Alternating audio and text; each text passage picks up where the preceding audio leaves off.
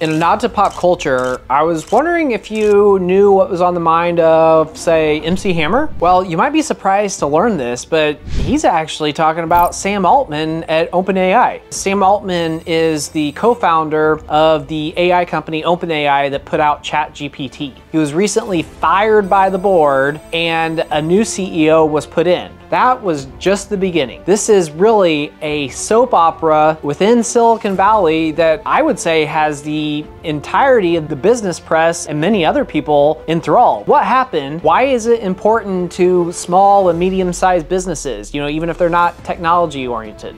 Stay tuned and you'll find out. So what exactly happened at OpenAI? First, you need to understand the structure of the company. The way that Sam Altman and some of the other founders set this up was so that it had a board that was largely independent of who actually owned the company. When setting it up this way, Sam, I think he's quoted as saying, I knew that there was the potential that the board would fire me without my consent, and they went forward anyway. We don't have the full details of why Sam Altman was fired. There's snippets and there's some assumptions and whatnot. Regardless of the why, I really think the most interesting part of the story is what happened next. There was just a huge backlash. First off, the major shareholders like Microsoft's the largest shareholder, pressuring hardcore the board to bring Sam back. I mean, Sam himself was campaigning. Then whenever Sam's and Microsoft's efforts appeared to not be working, what happened that was really crazy in my opinion is Microsoft hired Sam Altman. Now all of a sudden, one of, if not the brain trust of OpenAI is now working for Microsoft. Does it stop there? No. Within a few hours, shortly thereafter, several hundred employees had signed a letter saying they were going to leave. I think the first numbers I read were 500 employees signed this letter and there were 770 employees at OpenAI. Early the next day, that number had risen from 500 to over 700. So almost every single employee said that they were going to leave OpenAI and go to Microsoft. Let's just stop for a moment. If that would have actually happened, talk about one of the craziest non-M&A deal have ever happened, would have just happened. Microsoft would have essentially gotten all of OpenAI for free just because of how the firing was handled. Fast forward to today, Sam Altman is back in, the employees haven't left, there's a new board, there are 4 new people, 1 board member was able to remain. The other 4 are gone. Sam Altman is not on the board, but to some degree, I guess OpenAI looks a lot like they did before all this transpired. There's talk, will there be scars? Will there be any lasting damage from what happened here? And I guess only time will tell, but at least for the time being, the company has its founder back, Sam's leading the company, and I guess they're just going to continue on their rocket ship trajectory of,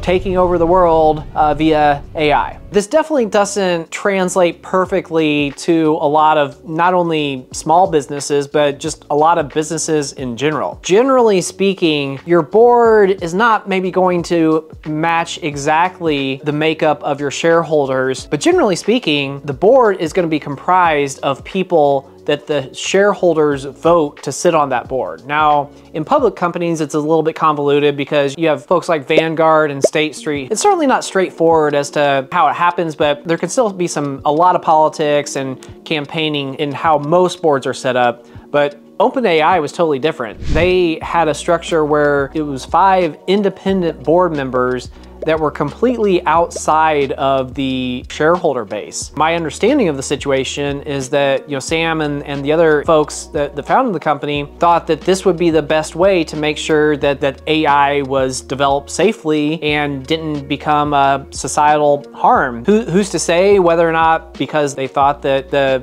AI tools they were developing weren't safe or weren't benefiting society? It's certainly a possibility. The main difference here though is the unique governance structure that OpenAI had and how that is the only reason why Sam Altman was ousted in the first place. Even though the governance structure at OpenAI is quite a bit different than what it is for most companies, there are still some lessons or takeaways from this situation. Let's just ignore the board structure, let's ignore who the shareholders are and this and that. I mean, this was just a sloppy personnel move that was enacted by the board. And it doesn't matter that it was the board. Regardless, a very important person in the company was fired and it was handled absolutely terribly. You do not want to be in the news for this type of thing, and it's been top of people's feeds for days because of it. Ignoring the fact that it's making news and maybe it was unpopular, look at what happened with the employees. I mean, you had over 700 out of about 770 saying they were going to resign if the person that got fired wasn't brought back. That is a disaster. I understand that the board felt they said that they didn't think Sam Altman was being, candid in his communications and this and whatnot. And so I get it. I firmly believe that they felt they were doing the right thing in firing Sam Altman. Just because you're doing the right thing doesn't mean it gives you carte blanche in how to take that action. You gotta understand that there's gonna be blowback and fallout from a huge decision like this. And luckily, I mean, it seems as though it's been resolved, but I mean, just talk about crisis management, talk about personnel management, whatever. This was just a terrible, terrible way to handle the situation. For companies that have the owner or founder as CEO, do you really want the company to have a board? What happens if your company becomes more successful than you expect and your board has the power to fire you or take the company in a different direction? And it's one of those things, like, as an owner, founder, also the CEO, is that what you want? Or do you just want a strong advisory board so that you can benefit the company by having, more smart people in a room, so to speak? When you look at this situation, Sam Altman, he was the first to admit that this board, it's set up differently. They could fire me without my consent. It was all good until it wasn't. As a small business owner, one that's most likely never going to achieve a $100 billion valuation, there's this risk of, okay, if I give the board this power, it might make sense today, but what if something changes in the business, or what if this happens, or what if that happens? Do I still want the board to have that power? And why am I giving the board that power in the first place? And sure, having a formal governance plan like that makes sense in certain situations or settings. However, in others, I think a lot of the same goal could probably be accomplished by having an advisory board of some sort. In our deals, because there's institutional capital, because there's, third-party debt sometimes involved, because we have, different stakeholders, all of our companies will have a formal board. It will be determined largely by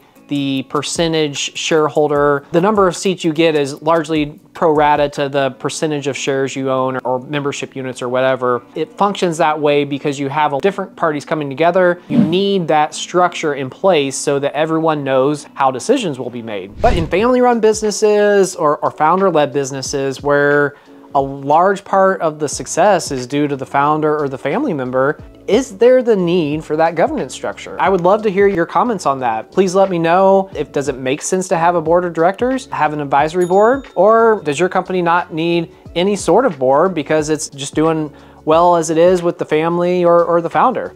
Let me know. Thanks for watching, and be sure to like and subscribe.